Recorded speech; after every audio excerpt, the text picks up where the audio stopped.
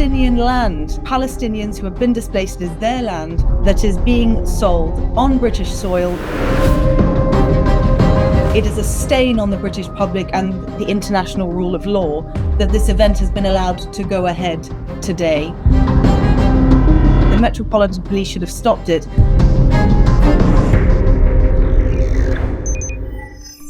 Well, first of all, there is nothing about the illegal settlements that is acceptable, full stop. The ICJ has made it patently clear the illegal occupation should end. That's been a number of years ago now. We're yet to wait for the British government to respond to that judgment. And yet they say over and over again that they should not be trading with illegal settlements, that they are trying to sanction the settlers and their extreme right representatives in the Israeli government like Ben-Gvir and Smotrich. And yet they have allowed this event to go ahead. Now, it's worth remembering this event is publicly advertised as being in coordination with an Israeli bank that actively helps to fund the building of settlements.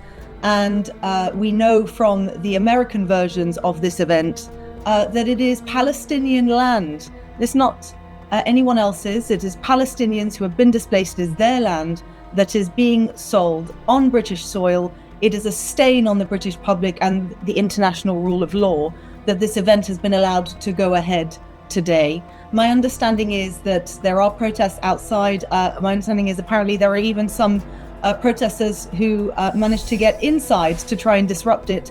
But the fact is, it should never have gone ahead. The Metropolitan Police should have stopped it. And if the laws don't exist to do that, then we need to move swiftly to put an end to this kind of transaction happening on British soil. Well, this is exactly the issue. And one of the things that I and my Liberal Democrat colleagues have been pushing on for years is a total ban on trade with Israeli settlements, but also that the sanctions that we put on individual settlers should extend to the organizations that fund them.